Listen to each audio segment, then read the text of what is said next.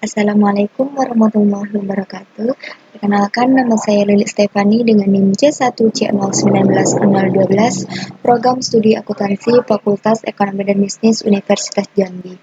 Nah, baiklah teman-teman, di video kali ini saya akan menyampaikan materi tentang aset tetap. Nah, materi yang akan saya sampaikan ini merupakan tugas mata kuliah akuntansi keuangan menengah saya. Nah, yang pertama kita akan membahas mengenai pengertian aset tetap. Kita perlu mengetahui terlebih dahulu apa sih pengertian dari aset tetap tersebut. Nah, menurut PSAK 2004, pengertian aktiva tetap adalah aktiva yang berwujud yang diperoleh dalam bentuk siap pakai atau dengan dibangun terlebih dahulu yang digunakan dalam operasi perusahaan dan mempunyai masa manfaat lebih dari 1 tahun. Sementara itu, sedangkan pengertian aktiva tetap menurut Ikatan Akuntansi Indonesia adalah aktiva berwujud yang diperoleh dalam bentuk siap pakai dengan dibangun terlebih dahulu yang digunakan dalam operasi perusahaan, tidak dimaksudkan untuk dijual dalam rangka kegiatan normal perusahaan dan mempunyai masa manfaat lebih dari 1 tahun. Nah, adapun contoh aset tetap antara lain yaitu properti, bangunan, pabrik, alat-alat produksi, mesin, kendaraan bermotor, furnitur, perlengkapan kantor, komputer, dan lain-lain. Nah, selanjutnya itu klasifikasi aset tetap. Dalam PSAP 07, aset tetap di neraca diklasifikasikan menjadi 6 akun, yaitu sebagai berikut.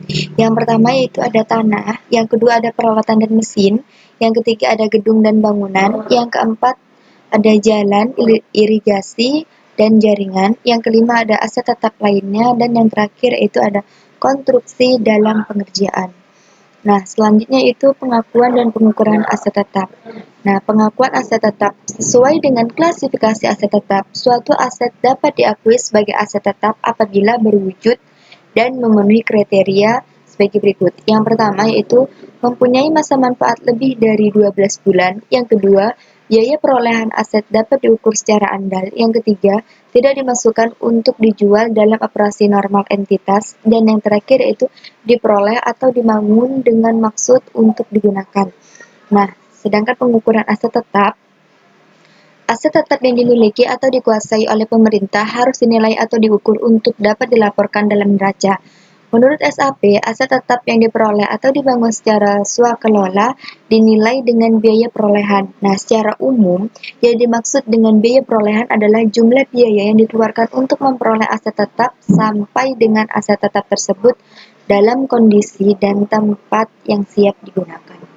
Nah, selanjutnya itu pengukuran berikutnya terhadap pengakuan awal. Sebagaimana telah dijelaskan, seiring dengan semakin lamanya digunakan, aset tetap selain tanah akan mengalami penurunan manfaat karena aus atau rusak karena perbaikan. Nah, dalam rangka penyajian nilai wajar terhadap aset-aset tersebut dapat dilakukan penyusutan. Selain itu, aset tetap juga dapat direvaluasi, dihentikan penggunaannya atau dilepaskan.